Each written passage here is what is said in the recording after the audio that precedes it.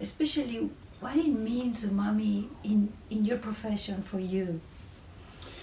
You know, umami means great taste, ultimately. You know, I'm a chef. I work in the world of making food delicious, right? I have customers, and the customers have to be happy.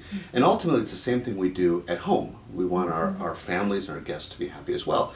So for me, umami is, you know, the fifth taste, but so absolutely essential to making great food. It's that base note. It's that taste that just draws the flavor back and makes the food sort of a little bigger and supports the other tastes. A little bit like making perfume. You know, you have top notes, middle notes, base notes. The base note, that's umami. And do you think people knows and understands well umami? That's a good question. I mean, it's a very popular word, but do we really know what it is? You know, it's interesting. A lot of chefs right now are using umami all the time. And I know many instances where they're using it incorrectly. And so the word is out there, but I'm not sure that people always really understand what it is. And if you don't understand what it is, then you don't really understand how to use it either. You know, you can use umami everywhere. But first, let me take one step back. Because I think what we have to do right now is you can't cook with umami until you know what it is. And so when I talk to chefs, the first thing I want to do is get them to understand what it is, you know, this free glutamic acid. And secondarily, what the taste is. Because if you don't know the taste, you can talk about umami all you want, but you're not ever going to really utilize it correctly. So once you know what it is, and you've actually experienced it, then the possibilities are endless. And so what I do is I tell people there's really two ways to use umami. And it's the ways I think about it. The first is getting umami through specific ingredients that are rich in glutamate. Those could be miso, soy sauce, fish sauce, ketchup, you know, dashi here in Japan. So many different things all over the world, you know, prosciuttos and aged sausages, cheeses, etc. The other strategy is when I just want umami. I don't want other flavors. It's a little bit like saying I just want to put a sprinkle of salt into something just to give it the increased saltiness. So in that instance, what I do is I reach for MSG, because MSG is straight umami. And in some applications, that's exactly what I want to build that flavor and to give that depth of flavor.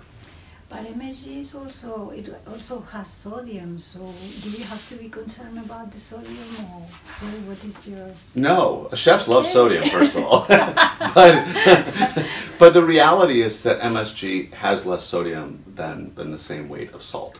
So for me, it's not really an issue, because when we use MSG, it's not, you know, we put in a little bit and the food tastes amazing because we've added that fifth taste. So I just want to add one other note, and that is that a lot of chefs think about, you know, they'll say, I love to work with umami, but I'm not going to cook with MSG.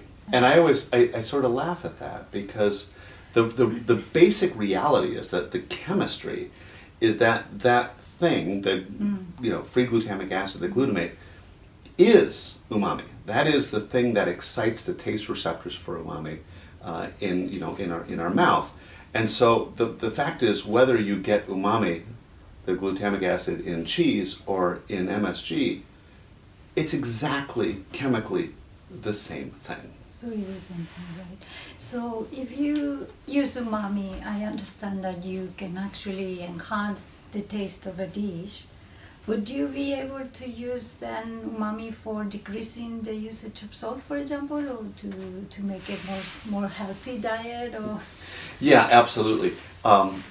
You know, again, you know, chefs, we tend to put a lot of salt in food, but the reality is that, you know, more and more people are concerned about the sodium intake in their diet. And a great technique for actually lowering your sodium is to do what I call the 2/3, 1/3. And so if you take let's say you take 1 teaspoon of salt, what you would use instead is 2/3 of that is salt and 1/3 of it is MSG. And in fact, if you go to my home, you will see I have a little container of the 2/3, 1/3 mix all ready to go. And I use that for seasoning. Wow. And so tell me if you seem to be very excited about umami, and do you have a specific or special personal umami recipe or something that you really like? I will tell you two really fast stories. One is I used to have a TV show, and I was making a recipe for beans, black beans. Recipe I learned in Mexico, and I was making it, and my wife is always the one who tastes my food, and I was like, you know, gave her a spoon. What do you think? And she looked at me and she said, it's okay. Well, that's never good enough. So she turns away, and I grab the MSG and I put some MSG in, stir it up. I say, here, taste this. She tastes it and says, oh, now that is really good.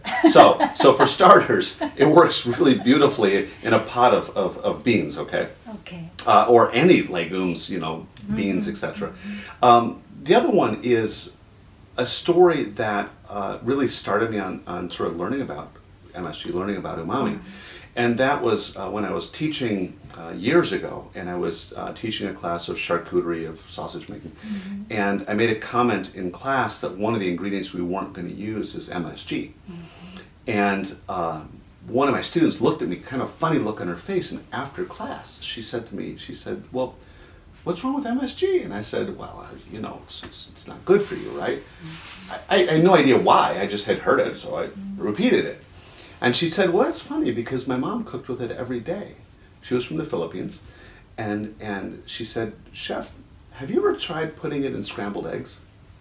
So for all the people out there who have never experienced the power of umami, just for starters, make scrambled eggs, put in salt, add a little MSG, and watch what happens.